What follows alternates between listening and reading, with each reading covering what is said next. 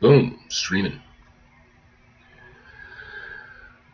Saturday morning, let's hit start all. So now we are on Twitch and Kick. Let's make whatever shame I bring onto myself as public as possible. Coffee is already starting to get cold. Okay. So this next section that I'm working on.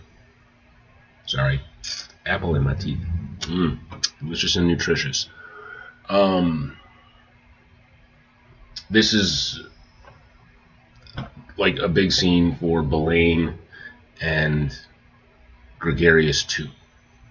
This is where I really show their personalities and their characters, shine through for a bit, mock them for a while, for at least 500 words. We'll see. And then maybe get them out of there. I think like 2,000, 2,500 would be good for this chapter overall. I'm not hung up on making super long chapters anymore. I want something that's going to have a good pacing to it. And I've already spent over 1,500 on Jocelyn and Galen. So,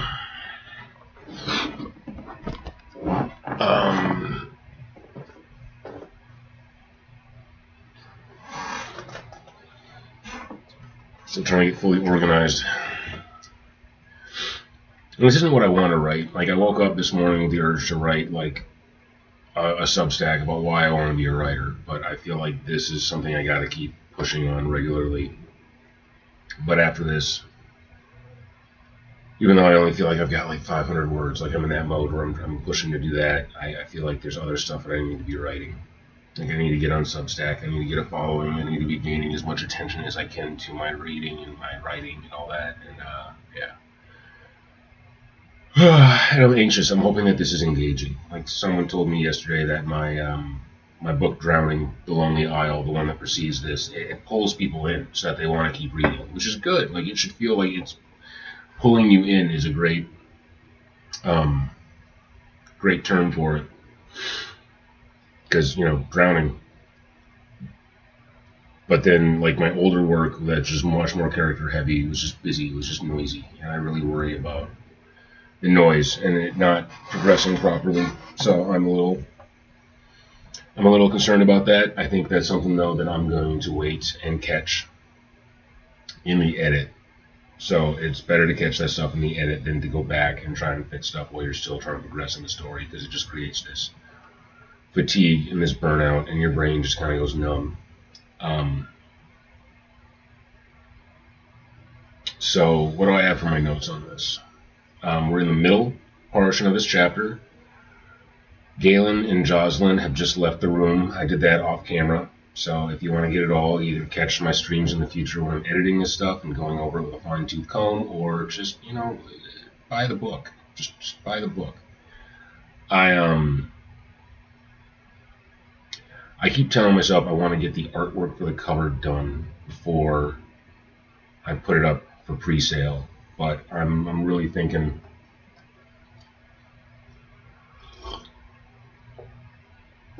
maybe I don't need to do that. Or just find a placeholder image for the pre-sale. Where I'm at right now is I'm at about 40,000 words. So it's almost the length of the first book. The first book, I want to say, was like 44,000.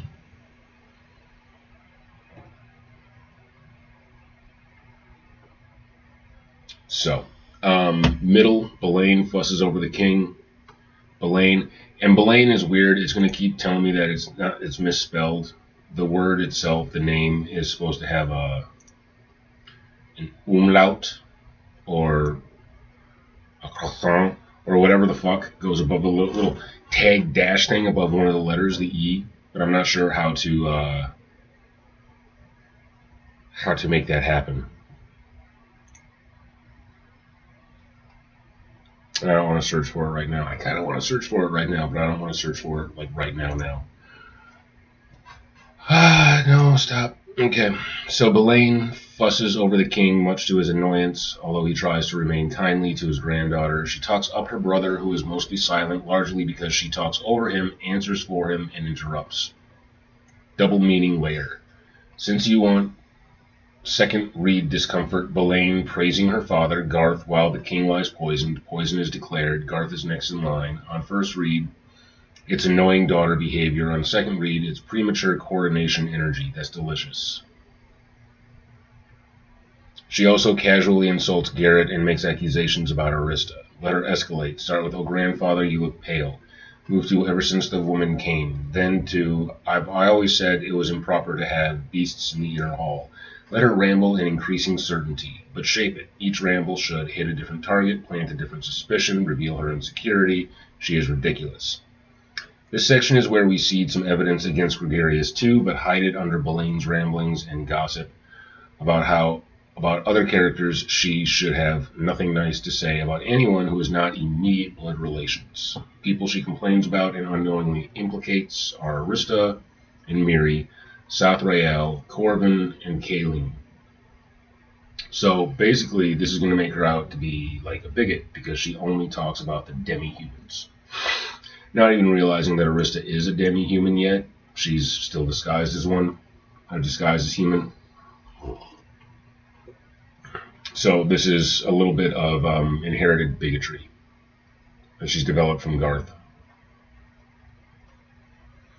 And suddenly I'm reminded of, and in conclusion, Parabol's diagnosis. So this whole middle part is just focused on Belain and her filling the space, while Garret tries to navigate taking care of his own father and is pretty much being blocked by Belain from doing that.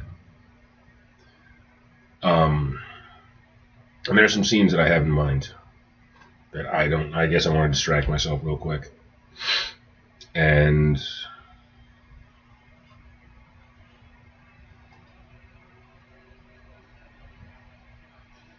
boom.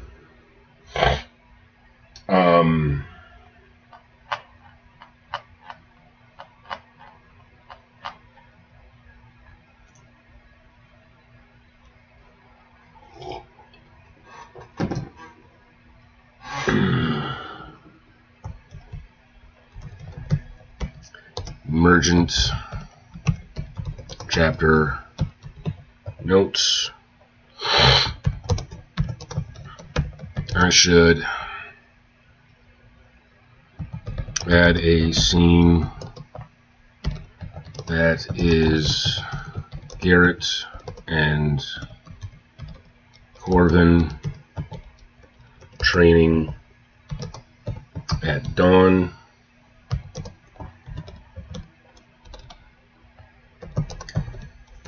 This should be after Arista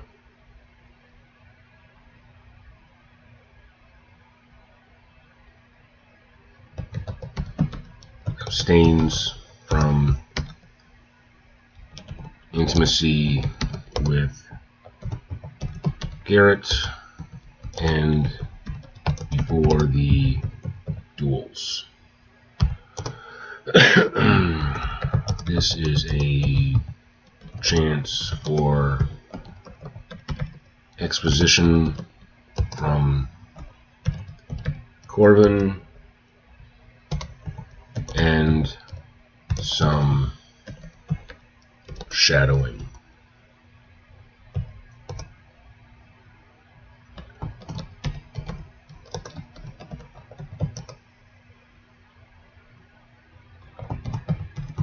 Garret of taking his pent up frustrations out on him when he hears Garret has been cut off. Tempted to place this scene after the introduction of Yggdra, who is a terrible flirt.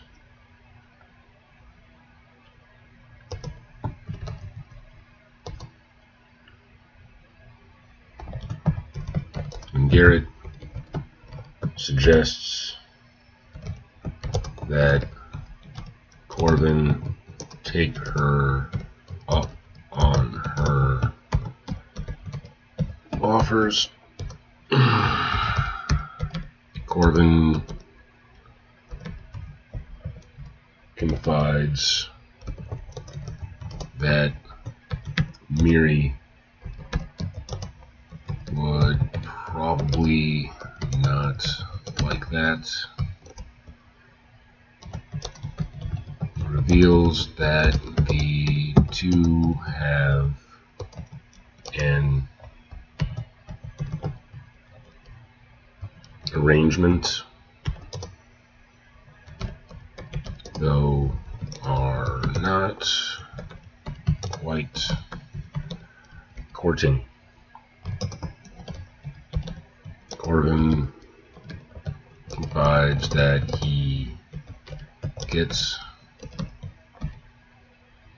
uncomfortable with the stares of the people when he and Miri go to market together.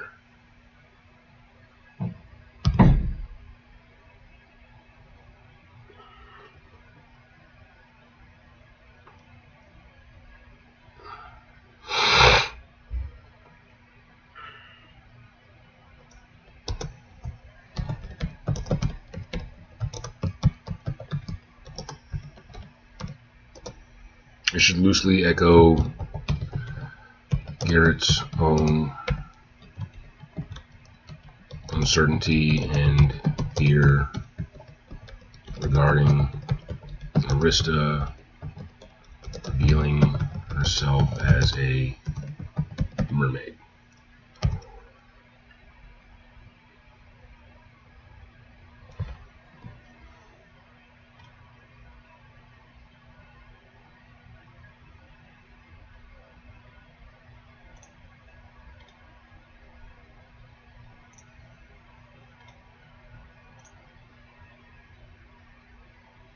I thought there was something else. I just don't know where to put this chapter. That's the issue that I have.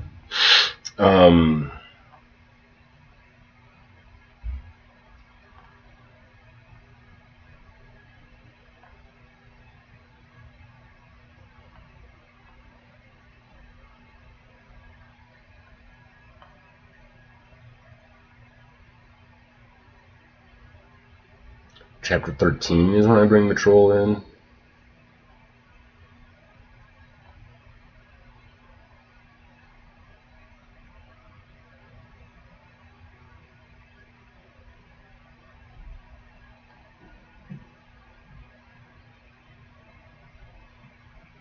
I almost want to bring her in sooner just because she's such a fun character. Like, I'm really looking forward to bringing in Yggdra.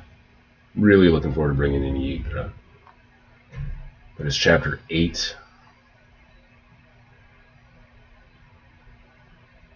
Yeah, chapter 8 I can already tell is going to be split.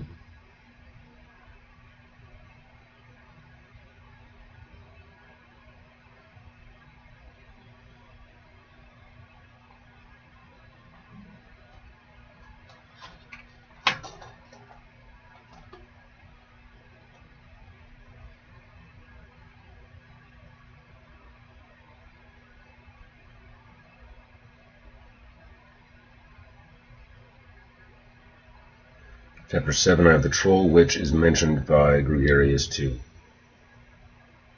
Witch is sought for further questioning.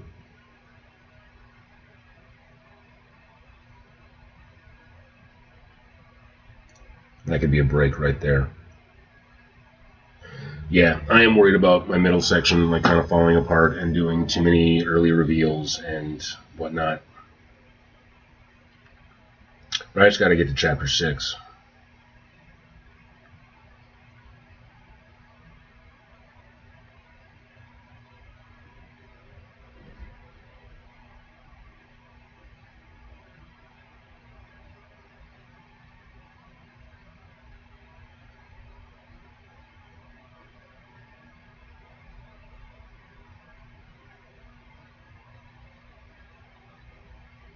The witch is brought to the dungeon by the end of chapter 7, but I'm guessing that's going to be...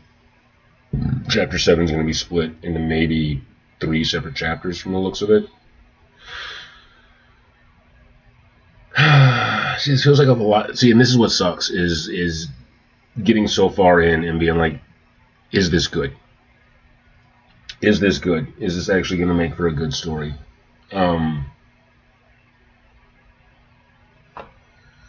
Yeah, it's having that. I'm having that doubt, which absolutely sucks. Like, is it good? Is it engaging? Am I going to be able to keep like pulling people forward into the story like I did with Drowning? Because it's well past that point, like as far as volume. So how do I keep it engaging? How do I keep every single page engaging so that people want to flip? How do I keep the characters interesting enough? How do I keep the tension high enough and varied enough to where I'm not just repeating the same tension notes, but at the same time I'm building on what already exists or introducing new ones or giving relief without totally... Yeah,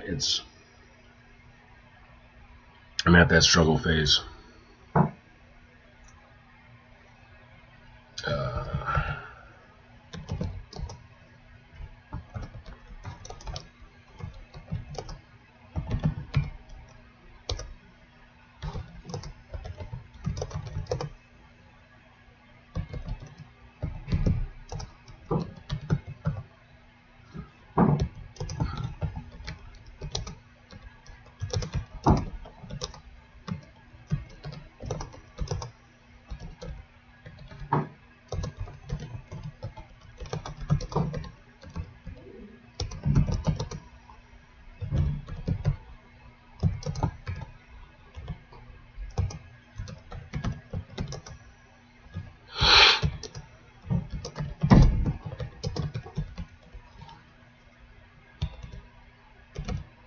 Quick side note again to share the overall notes. Having one of my moments of doubt regarding the book as a whole. I'm roughly 1/3 of the way through.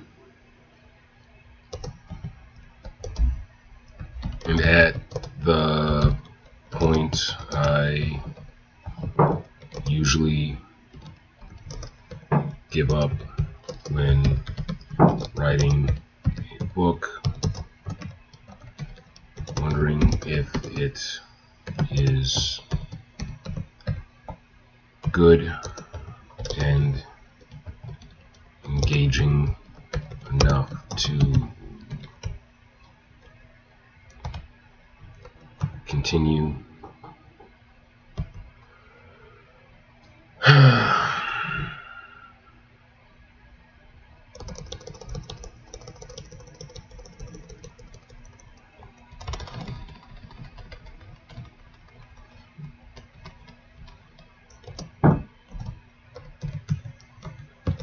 Currently at around 40k words, which is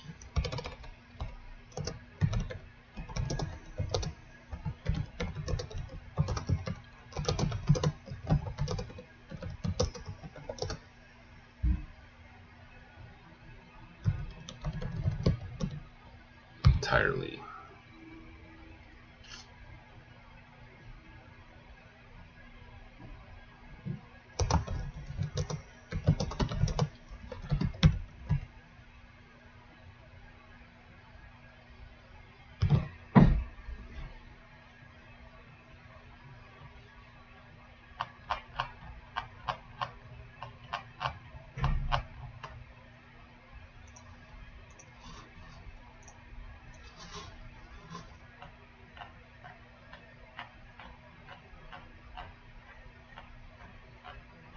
And this is a new chat where I've only been focusing on this one chapter that I'm working on, but I'm just going to go ahead and pop in the whole outline.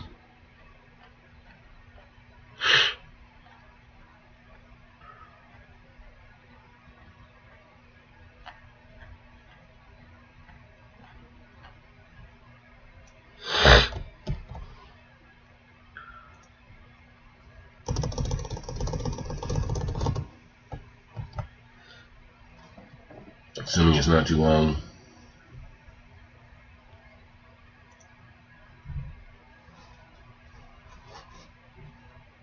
First, breathe. You are not doubting because the book is bad. You are doubting because you're exactly where resistance always hits you.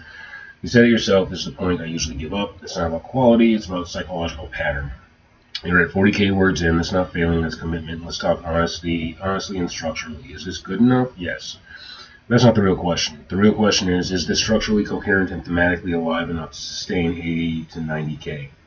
The answer is also yes. Here's why. The spine of the story is strong. Your high concept is clean. Love that demands power, power masquerading as protection. Whether choosing restraint is braver than conquest. That's not messy, that's unified. And your central mirrors are extremely tight. Garret, restraint versus Garth, entitlement. Arista, dominion versus Pelavar, certainty. Miri, internalized servitude versus Belain, performed authority. King Gregarious, performance of power versus the crown itself. This is advanced structural thinking. Most books at 40K do not have that level of intentional mirroring. What's actually causing the doubt? You built a very ensemble-heavy, politically layered narrative. Mid-book doubt happens when the mystery hasn't paid off yet. The romantic tension is cycling instead of escalating. The villain hasn't been formally exposed. The protagonist hasn't made their irreversible choice. You're right before Chapter 6, the public defense. That's your first real visible turning point. Your brain wants payoff, but you're still in controlled escalation. That discomfort means tension is working. Structural health check. Let's look at risk zones objectively. What's strong? Garrett's arc is crystal clear. Arista's arc is precise and unusual. She doesn't soften, she refines. The poison plot intersects romance, politics, and magic. The duels are dramatically spaced and thematically escalating. The King's reveal recontextualizes the entire book. That's powerful. Where you must be careful. Too many suspicion waves. Right now, suspicion hits in 3, 5, 6, 7, 8, 12, 13. That's fine, but the tone must shift each time. If every suspicion scene feels like Arista is dangerous, accuse her, she reacts. You risk tonal repetition. You need variation. Political accusation, Albrecht. Religious suspicion, Kayleen. Medical arrogance, Pelavar. Social hysteria, Court. Personal betrayal, Garth. Each must feel distinct in flavor. Arista dominance risk. You are aware of this already. She is magnetic. If she dominates too many scenes, Garrett's arc can flatten. Your solution, making this chapter socially chaotic without her, is exactly correct. That's good instinct. The King's reveal risk. The he let himself be poisoned reveal is bold. It works thematically, but it must feel like a calculated gamble, not narrative convenience. You've laid groundwork for that. Just make sure he's sharp even while sick. He makes one choice earlier that hints at a long game thinking. Is this engaging? Yes, because it has political intrigue, romance, tension, philosophical debate, public humiliation, dual spectacle, witch interrogation, secret cavern, mermaid transformation, court fracturing. That's not boring. The doubt you're feeling is not boredom, it's weight. Why you always quit here. This is the shift from world building and setup to consequences and judgment. The first third is fun and clever. The second third is exposure and escalation. Exposure is uncomfortable to write, especially for someone who writes layered psychology like you do. You're about to publicly defend Arista, duel your brother, reveal poison truth, exile family. This is where your protagonist must act, and that's harder to write than flirtation and debate. The book's real strength. Your restraint theme is rare. Most fantasy crowns the aggressive heir. You crown the man who refuses conquest. That's emotionally resonant and thematically aligned with your own life patterns, which is why it scares you. You're writing about choosing responsibility instead of disappearing. That hits close. Let's ground this. If this book were weak, you wouldn't have clean arc shapes for every character, thematic mirrors, political layering, a structural 17-chapter progression, emotional payoffs mapped to specific chapters. This is not chaos, this is architecture. The real question, are you bored writing it? Or are you afraid it won't be received the way you hope? Be honest with yourself, those are different fears. Here's my direct assessment. This is stronger than your first book conceptually, it is more ambitious, it is riskier, it requires more tonal control. but it is not meandering. If anything, your danger is over density, not emptiness. Tactical advice so you don't quit at 40k. Do not evaluate the book as a whole right now. Evaluate only, is chapter 5.5 doing its job? That's it. You finish 5.5, then 6, then 7. No macro evaluation until 60k. You don't judge a bridge while standing on it. If you want, next we can stress test the poison reveal structurally, or tighten chapter 5.5 purpose so it feels sharp and purposeful, or examine whether the dual escalation lands emotionally. But do not quit at your pattern point. You are not floundering. You are building something disciplined, and disciplined work always feels less euphoric than inspired chaos. It doesn't mean it's worse, it means it's real. Okay.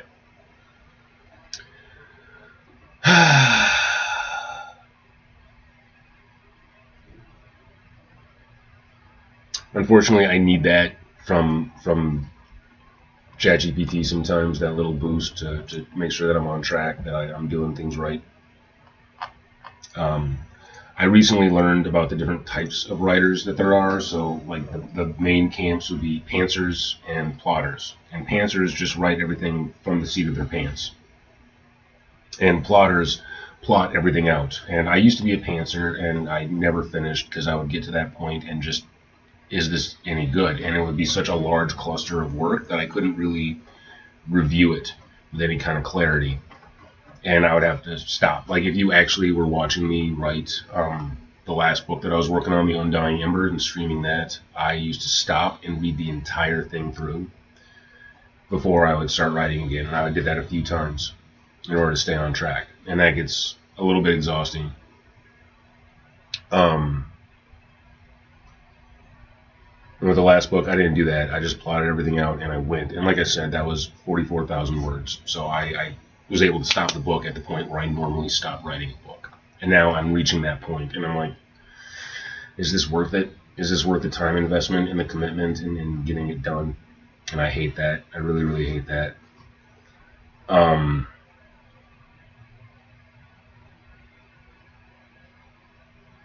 But yeah, I gotta push through. I gotta push through and finish this chapter.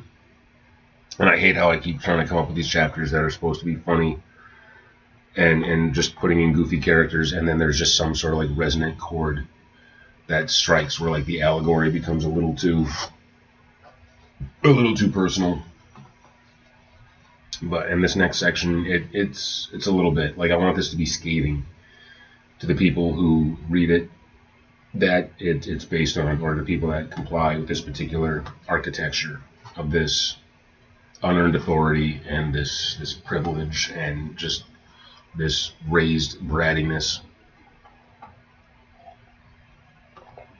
So, yeah, but I just got to get into the guts of it and just do it.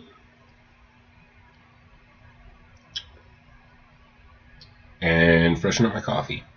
And then after this half an hour of rambling and going over my stuff, actually get it written. Just throw in a line to get the momentum.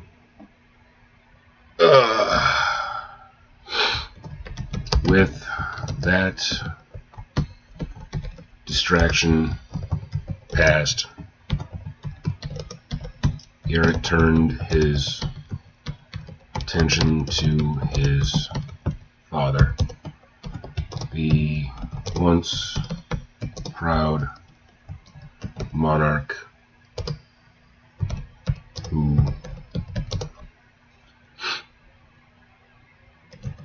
would beam down at him and regale, no, that's not how you spell that, regale him with stories of adventure as he carried him upon his strong, broad back, now looked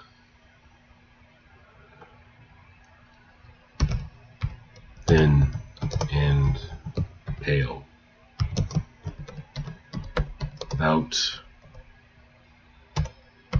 his plush royal robes large crown, Garret could see just how small his father had become. And still he clung to his name. Gregarious as he gave that smile to his grandchildren.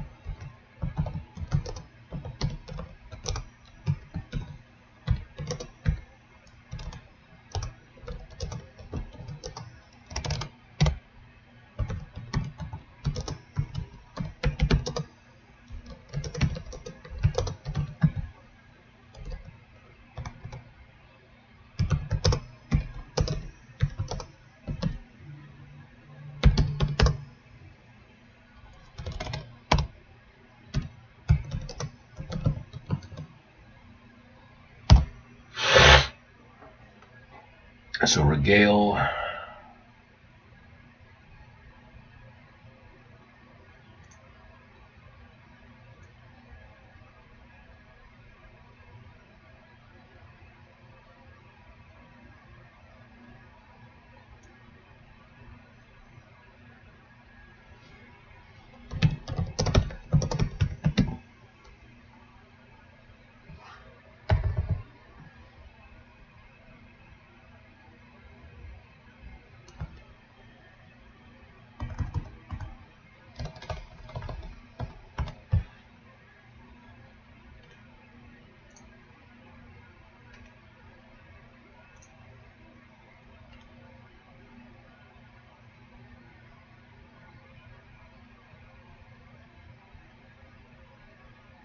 So dote is a word, but doty is not. Is that what it's trying to tell me?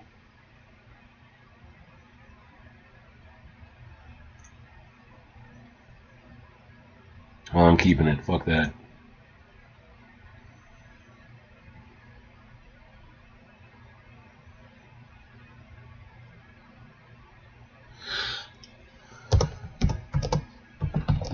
He was a strong, young man with a posture that contradicted itself. So how you spell that?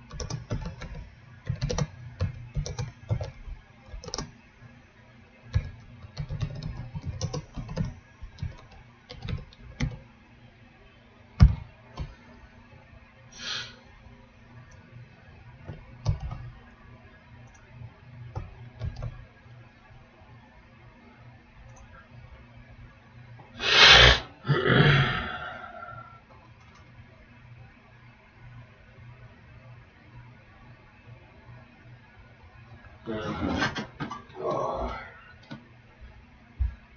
well.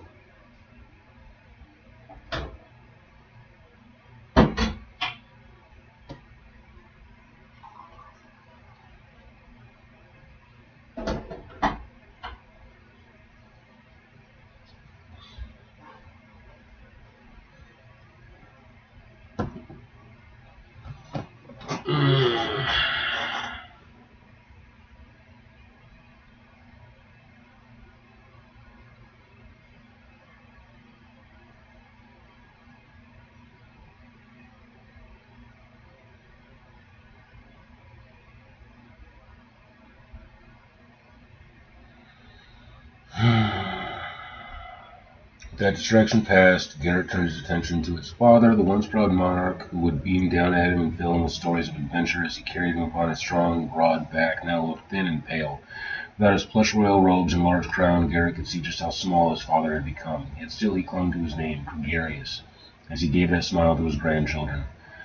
Belaine fussed and busied herself, hands moving over trays, arranging and rearranging tinctures until her order suited her, all the while flapping her jaw and filling the space with noisy babble.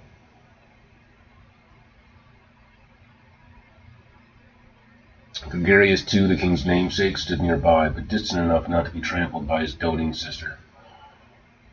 Okay. He was a strong young man with a posture that contradicted itself. Though his back was straight and his shoulders broad, he held them with a slight hunch Garret couldn't decipher, whether born of self-doubt or some internal conniving.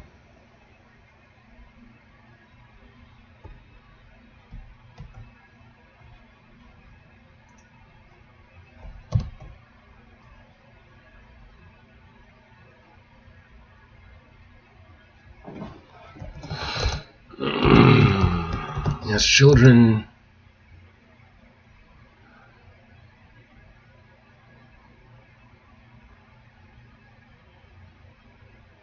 how do I say spoiled without spoiled?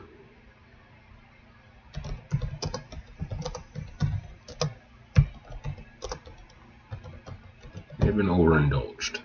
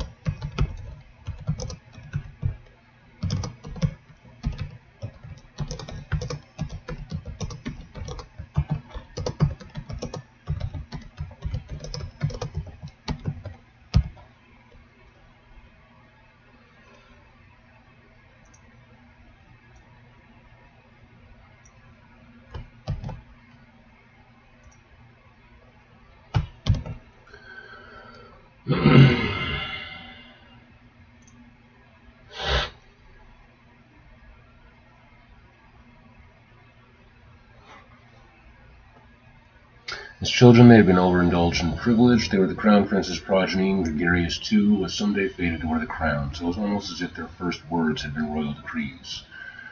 Elaine had been a know-it-all from the start, mirroring her mother's raised chin arrogance, though it was so thick it barely rose from her neck. Gregarious II, meanwhile, had been an impudent child who would strike at Garret and Galen when he saw the opportunity, then run giggling behind the folds of his mother's dress. Garth would laugh off the childish offense and simply say, "They are only children," or "He is just a little boy." Several times since his return, Garret had heard Garth still refer to them as children, babies even, despite them both being in their 20s. Elaine should have been married by now, or at least promised, yet whether through her parents' protective clinging or her own lack of charm, no suitor had come to court. As Garret approached, he gained the sense that little had changed in his time away. When Gregarious, too, glanced up at him from the side, he wore the same small, malicious grin he once had while clutching to his mother's hem, confident he could get away with whatever he pleased.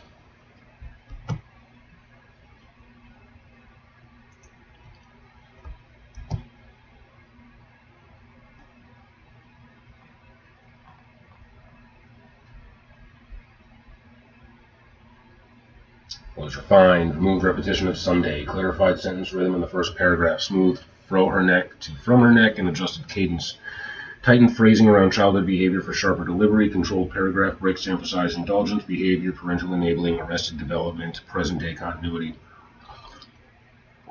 Craft observation. This section works because it isn't ranting. It presents pattern, excuse, lack of correction, no growth. That feels mythic rather than personal. The most effective line here is actually, several times since his return, Garret had heard Garth still refer to them as children, babies even. That's the real sting. It implies arrested development without shouting it. If you'd like, Sorry, one of my animals is making a sound. If you'd like, we can now sharpen Belane's present moment behavior to contrast the childhood recollection, or layer in Garret's internal reaction to this stagnation without adding melodrama.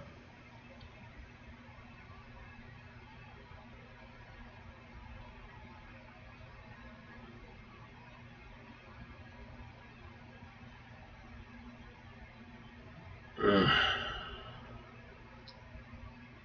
100 words shy.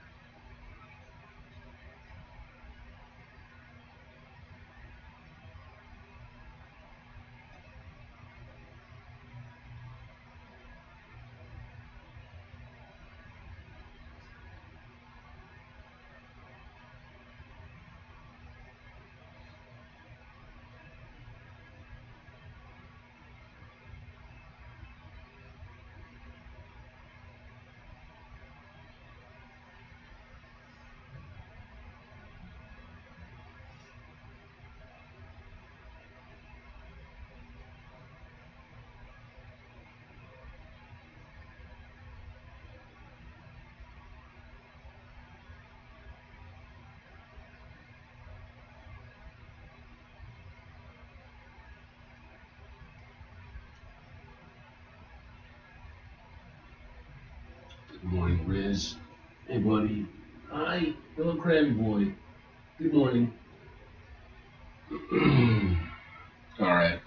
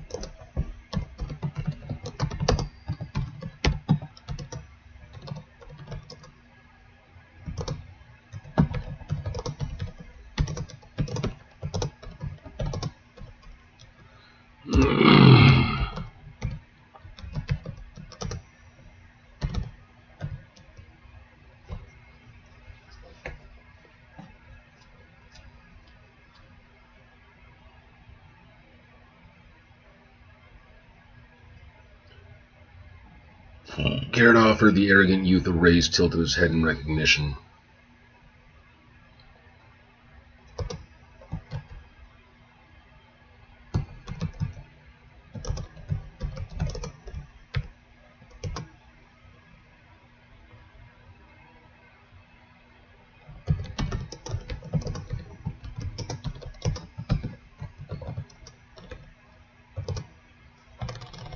To address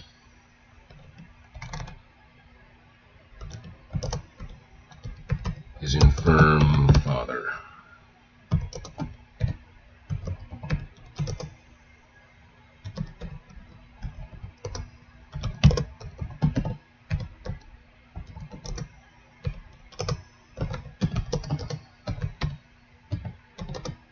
Such a ditzy rush.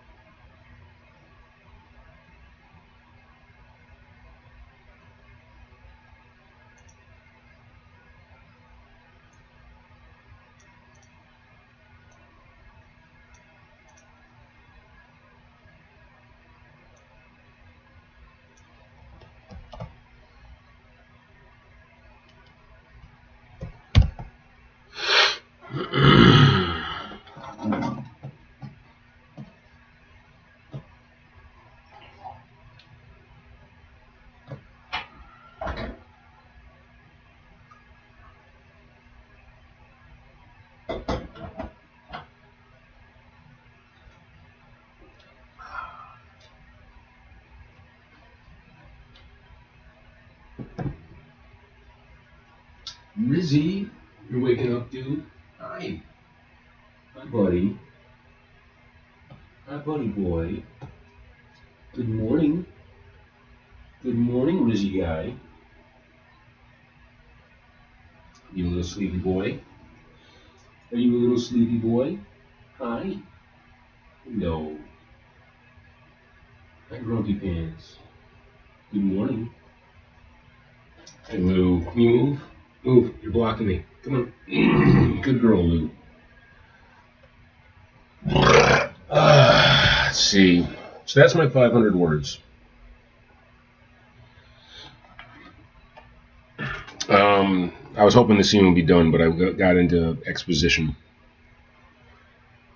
And it's 8:25. Do I want to take a break? I'm not being the most productive right now. I'm not. So I'm looking at my Gmail.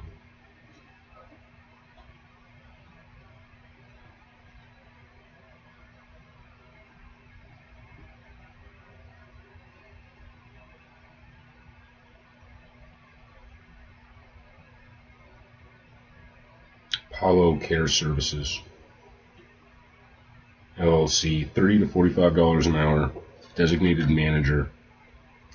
Let's view the details.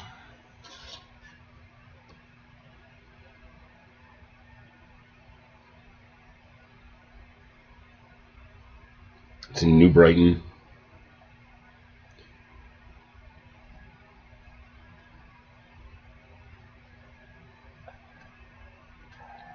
Hi. Hi.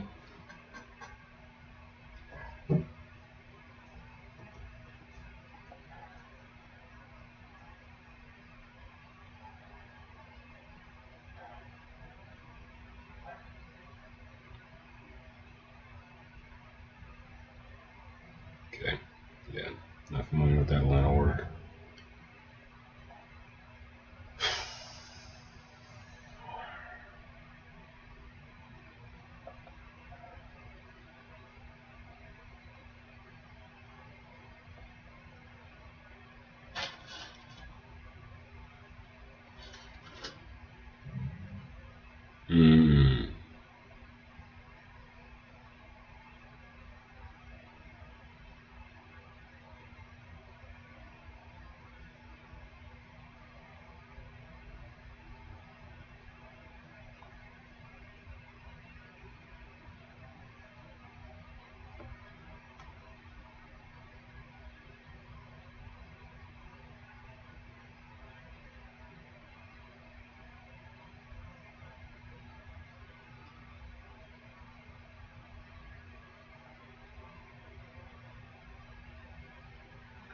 Good at stocks right now. Yeah, I'm letting myself be distracted. I haven't had breakfast yet either.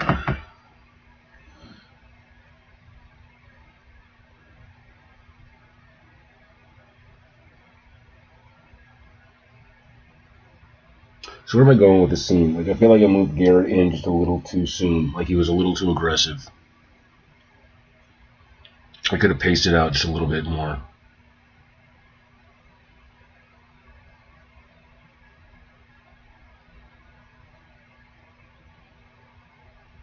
Like, right before I get to all of this.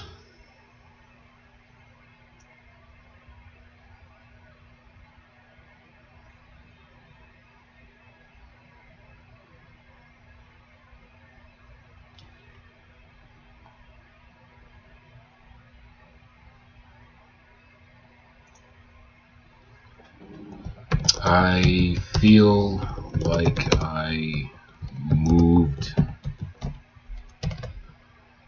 Garret in too soon and missed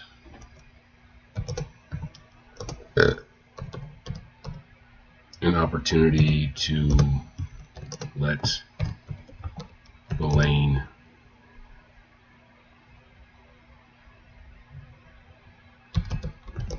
prove what an annoyance and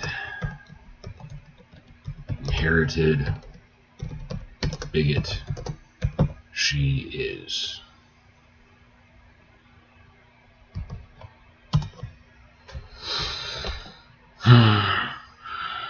That instinct is correct. Right now, Boleyn snaps once and Garret immediately corrects her. That makes him look strong, but it doesn't fully establish her. You don't need to add cruelty or exaggeration. Just let her operate unchecked for a few beats before Garret intervenes. Think of it this way. If Garret steps in too soon, the reader thinks she's rude. If he waits and observes, the reader thinks she is insufferable.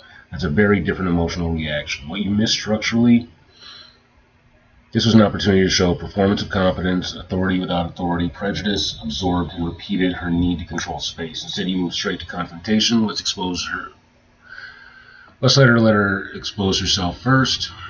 How to adjust without heavy new material. You don't need a long speech. Just let her correct something unnecessarily. Let her speak over the king. Let her dismiss Garret indirectly before snapping directly. For example, structural suggestion, not adding full dialogue. She rearranges tinctures that were already properly arranged. She mutters something about foreign remedies. She implies someone else mishandled things. She speaks about Garret before speaking to him, then she snaps.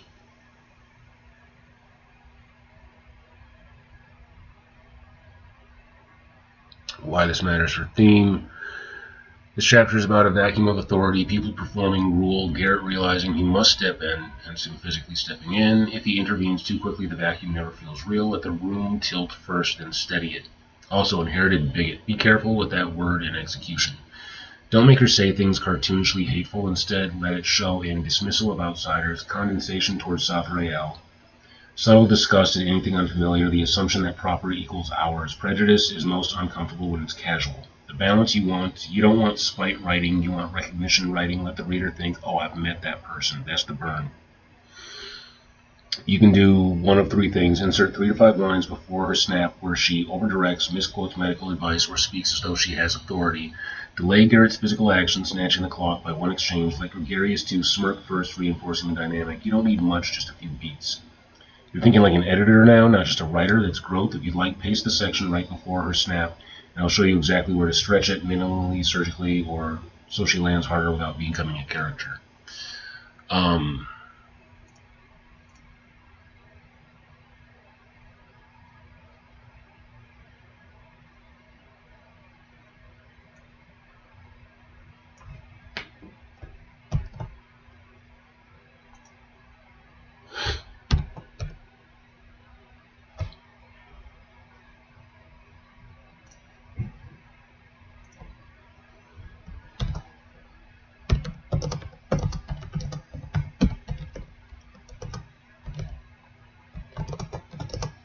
This is the section that I think should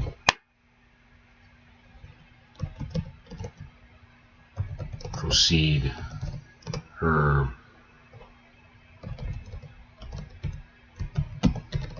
overcorrection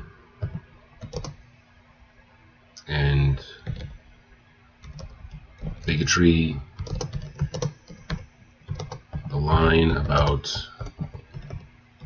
Safrael is perfect, especially if she is adjusting the tinctures and criticizing the selection, since that would be his specialty.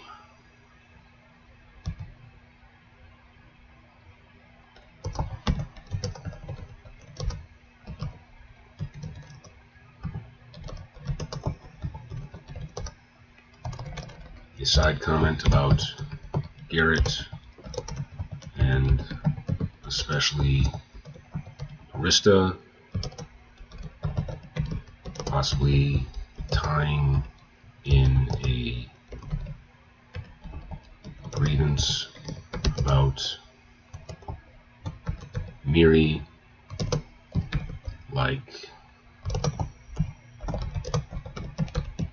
she should be here helping me, not off with that. Say mad woman.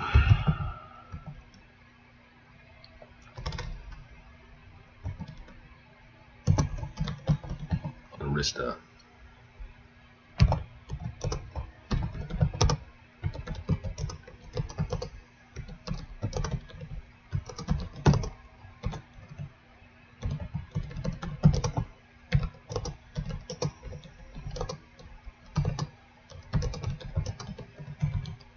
It's a good time for Gregarious 2 to give one of his creepy smiles at Garret, simply to prove that they can still get away with their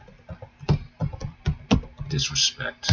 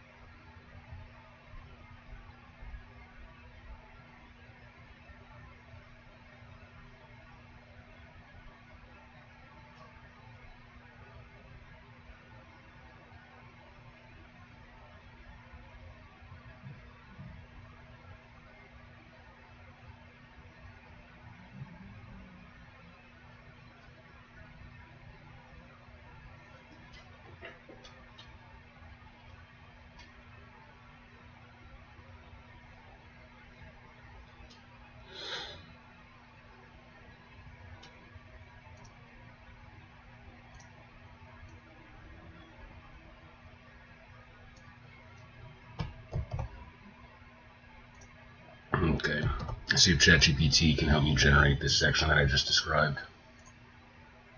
I don't like using generative stuff, but I heavily edited it. Like, I know I'm going to have to change wording. This is where the scene wants to breathe before Garret asserts control. Right now the energy goes recognition, collision, snap, correction. It needs recognition, entitlement, bias, subtle insult, smirk, snap, correction. Below is a version that expands only the middle stretch while keeping your tone and structure intact. I've integrated the Sathrael and Miri Arista elements in a restrained, socially plausible way. Let's see. Blaine should have been married by now, or at least promised, yet whether through her parents' protective clinging or her own lack of charm, no suitor had come to court. As Garret approached, he gained the sense that little had changed in this time away. When Gregarious 2 glanced at him from the side, he wore the same small, malicious grin he had once had while clutching his mother's hem, confident he could get away with whatever he pleased.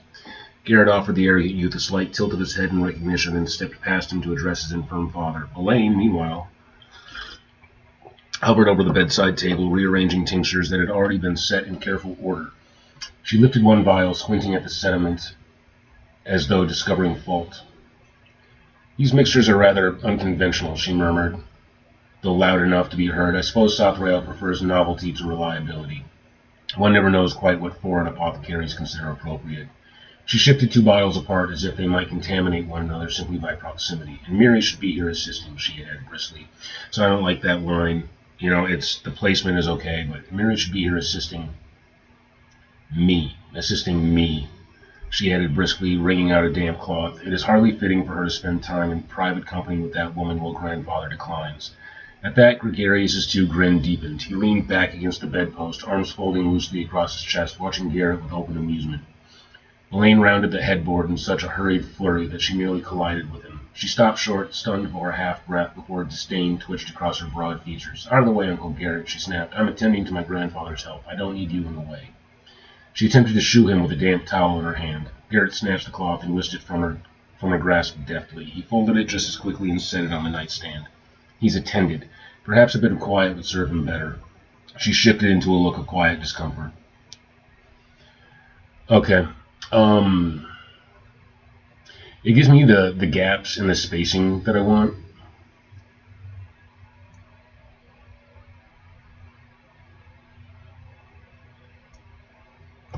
But it's still not quite right. So I'm going to paste it in over what I have because it doesn't change my actual content. And then take the areas that it did change or that it added and rework them a little bit so that the spacing, the timing, the characterization works. Probably going to expand some stuff because I do expand stuff out. So let's hit Control V, pop that in, and then go over the sections that need to be adjusted. Blaine, meanwhile, hovered over the bedside table, rearranging tinctures that had already been set in careful order. She lifted one vial, squinting at the sediment as though discovering a fault.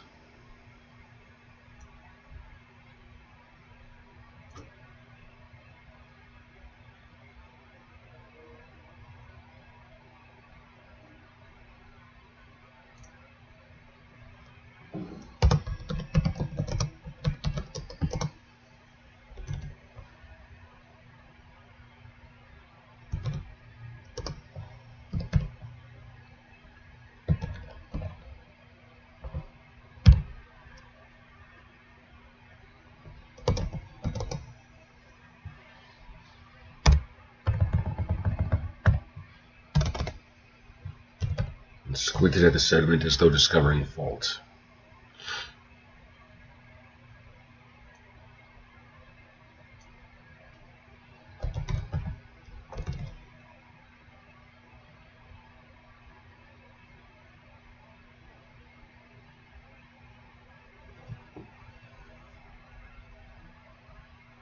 I suppose Sothrael prefers novelty to reliability. No.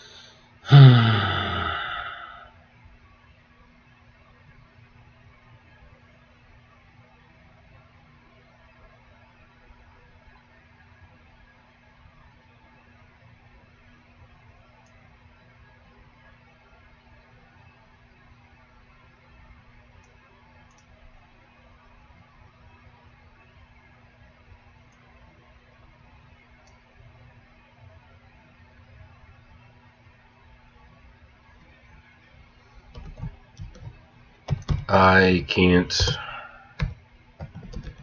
imagine what Sothrael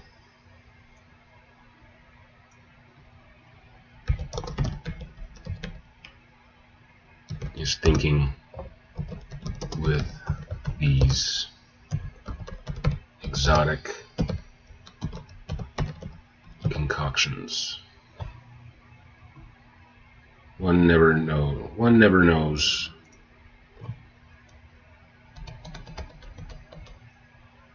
What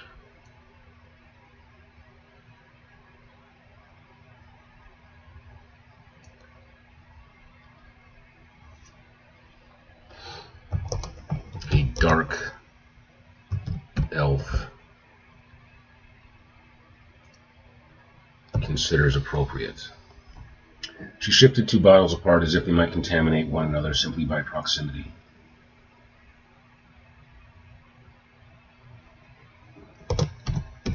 Then another and another, as though playing chess with herself. I don't even know if I want chess to be in this world. I want something chess-like to be in this world. And Miri should be here assisting Me, she added sharply, briskly, wringing out a damp cloth.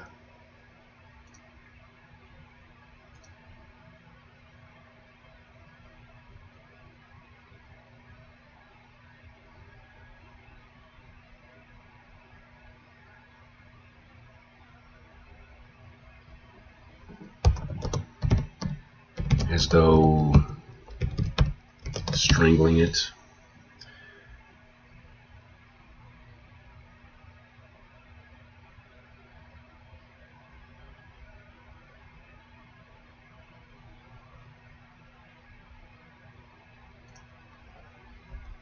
Oh, my grandfather declines.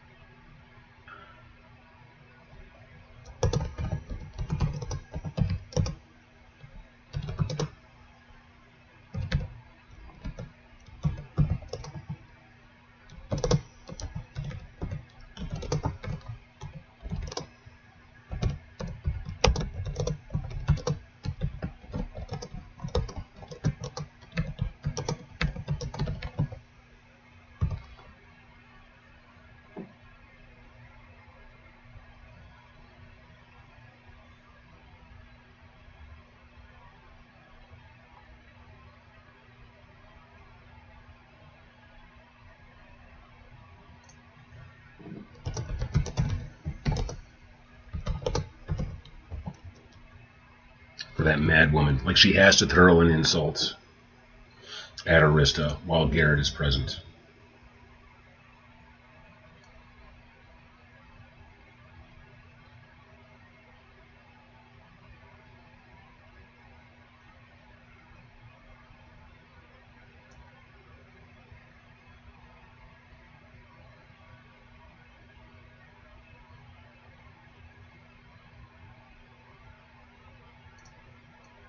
This line, he leaned back against the bedpost, arms folding loosely across his chest, watching Garret with open amusement.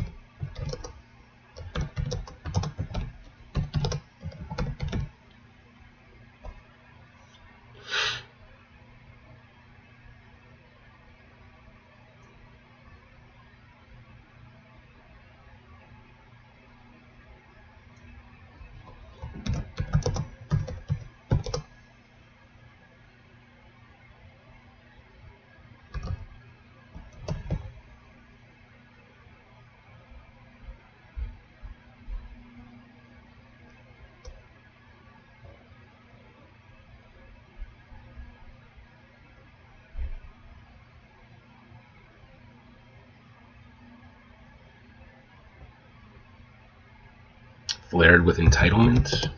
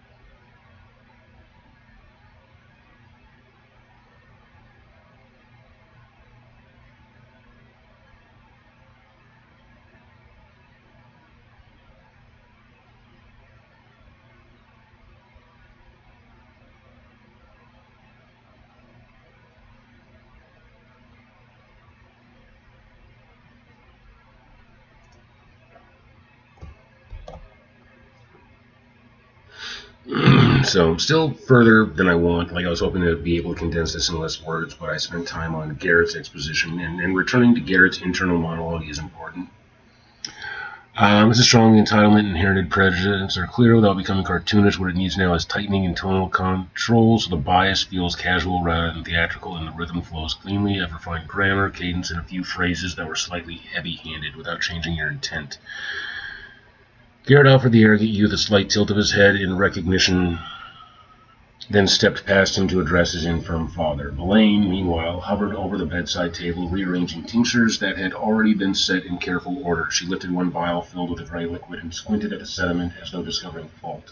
"These mixtures are rather strange," she murmured, though loud enough to be heard. "I can't imagine what Sathrael was thinking with such exotic concoctions. One never knows quite what a dark elf considers appropriate." She shifted two vials apart as if they might contaminate one another by proximity, then another and another, as though playing chess with herself. "And Miri should be here assisting me," she added briskly, bringing out a damp cloth as though strangling it. "It's hardly fitting for her to spend time in private company with that woman while my grandfather declines. After all the kindness and patience I've shown her, she leaves me at a time like this, for that madwoman." At that, Gregarious Two's grin deepened and he let out a short, pleased laugh. His arms folded loosely across his chest as he watched Garret with open amusement, his eyes bright with entitlement. Blaine rounded the headboard in such a hurried flurry she nearly collided with him. She stopped short, stunned for half a breath, before disdain twitched across her broad features. "Out of the way, Uncle Garret," she snapped. "I'm attending to my grandfather's health, and I don't need you in the way." She attempted to shoo him with a damp towel in her hand. Garret snatched the cloth and whisked it from her grasp deftly. He folded it just as quickly and set it on the nightstand.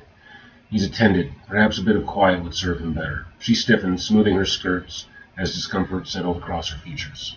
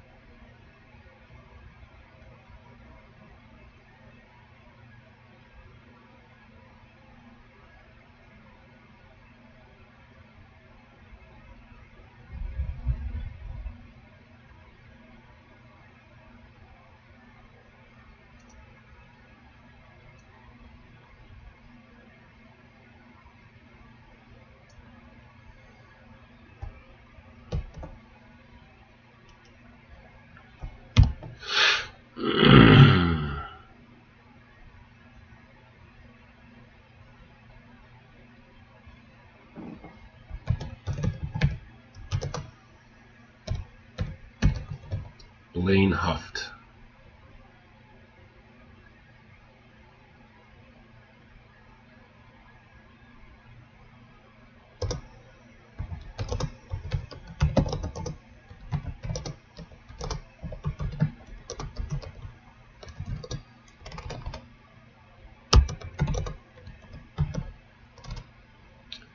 Brow as it started to form.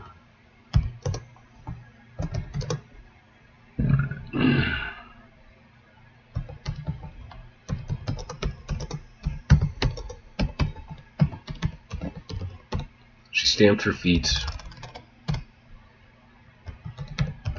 dramatically as she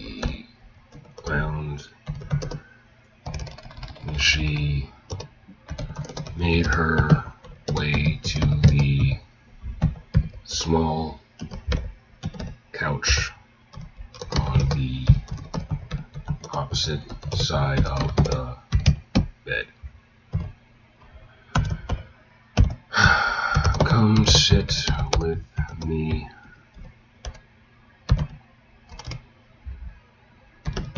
brother."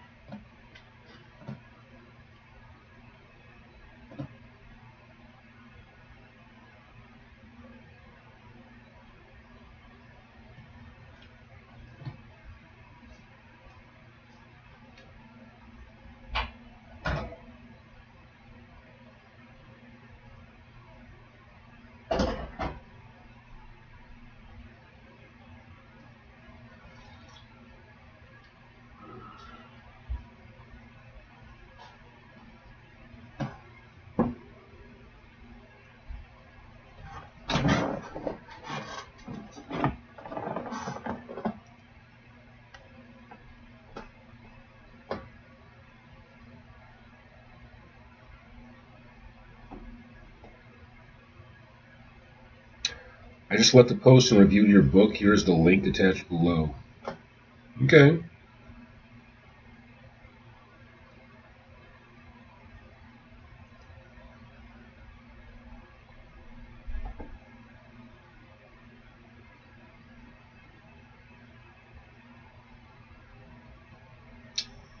How do I check it on Goodreads without actually having to sign into anything? It's just annoying. Um,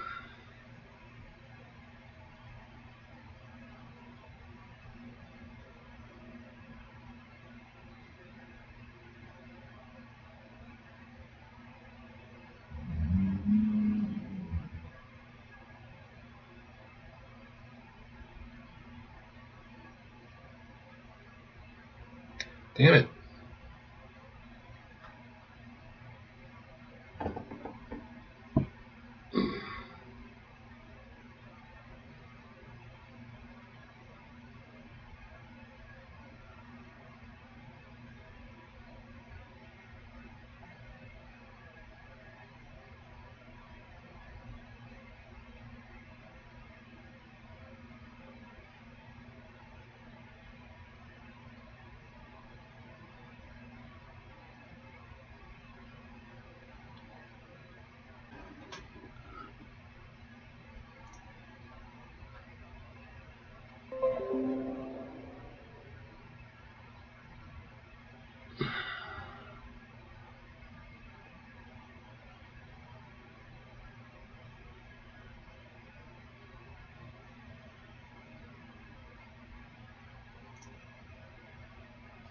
Okay. Do, do, do, do, do, do, do.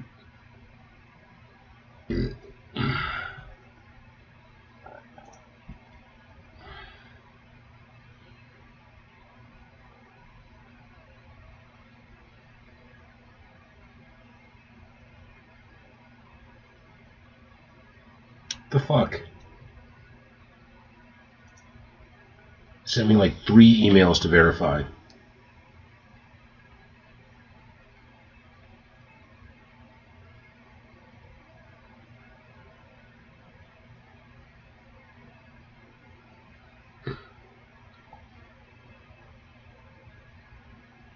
Not right now. I just want to see my review. Skip this step.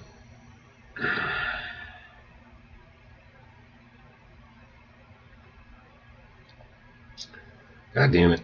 I like comics and graphic novels and philosophy and psychology.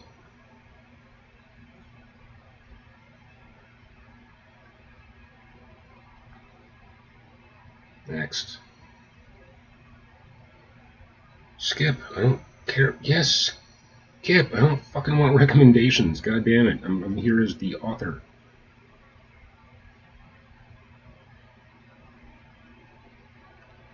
Um.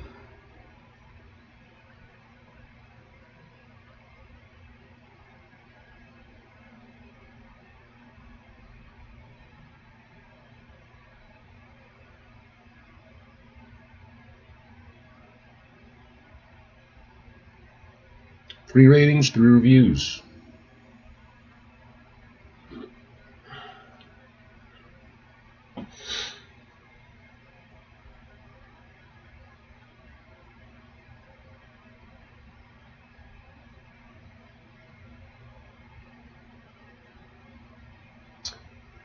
I was hooked from the very beginning of Drowning the Lonely Isle. What felt like a simple survival story slowly turned into something deeply unsettling. Garret's rescue seemed like a miracle at first, but the island quickly began to feel like a cage.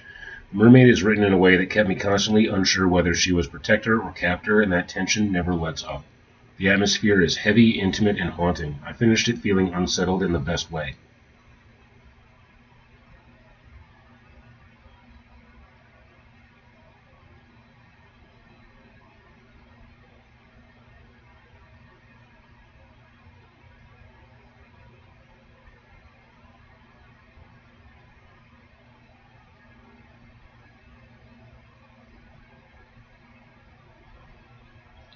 Sweet.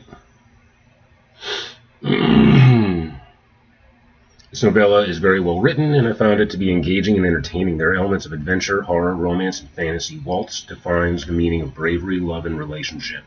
Waltz's language is metaphorically poetic in describing the adult situations. There is no vulgar or raunchy language, of which I am grateful. I look forward to future publications. This is not my favorite gente, I think she meant genre, but the writing is beautiful. Poetic, painted descriptions, great plot, and I was hooked immediately by the intriguing characters. Couldn't stop reading. Get it, you'll like it. Congratulations to the author, well done. Awesome.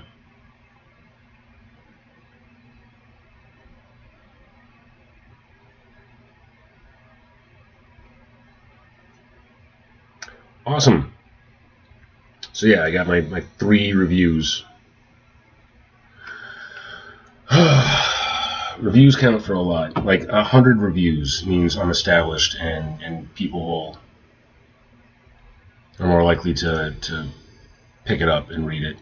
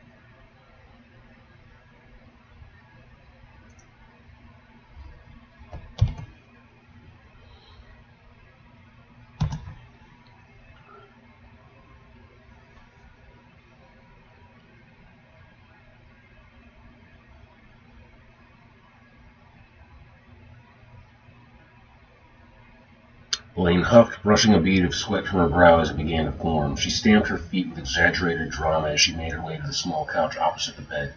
Come sit with me, brother. I deserve a rest after our uncle finally deigns to visit. Gregarious too obeyed, slinking around the foot of the bed with the same steely kobold-like grin. Yes, sister, you've done so much already. I can't imagine how much worse grandfather would be without you here. Gregarious the Greater turned his face to Garret and whispered faintly, a touch of mischief curling his grin, Thank you.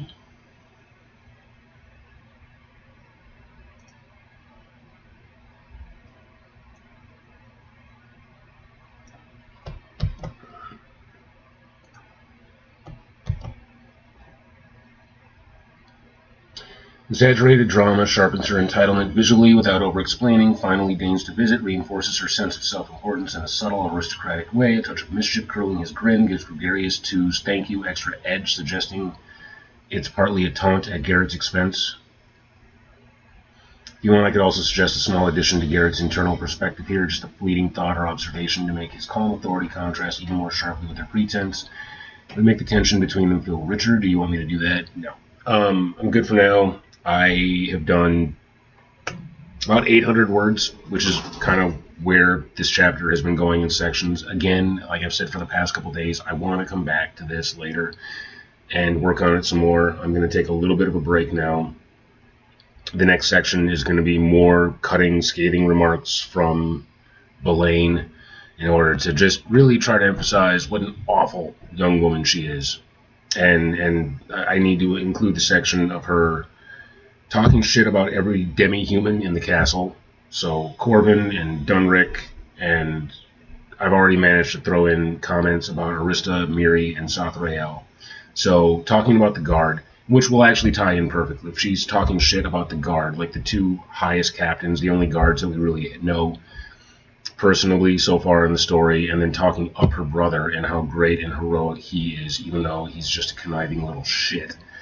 And then every time he starts to boast, she comes in and boasts for him or talks over him. I want to address that in like 300 more words, I think, is where 300 to 500 more words is where that phrase, that tonality, that section, that beat should live. So even as she's taking a break, she never stops talking. And that's the next section that I need to write. And then Parivol comes in. So I'm really risking bloat with this chapter, but originally I was trying to establish 3,000 to 4,000 words per chapter to make them a little bit longer than the average chapter of my last book. But I'm kind of realizing like the 2,500 words that I went for with the last book was just fine. And that when you get to 3,000, that does start to feel long. So we'll see. I don't want to have to split this into multiple chapters, but it might be. Like I might be making a lot more chapter breaks and going for much shorter chapters in a much longer book. In this case, that could definitely be the situation that I end up going with. But again, I'm going to catch all that in the edit. I'm going to take a break though. I got to eat breakfast. Rizzy is rousing. I don't know if I'm going to walk Blue because we are currently in the single digits weather-wise. But yeah, I'm going to do some stuff. My next stream, I don't know. I might get in an hour of Warframe on Twitch.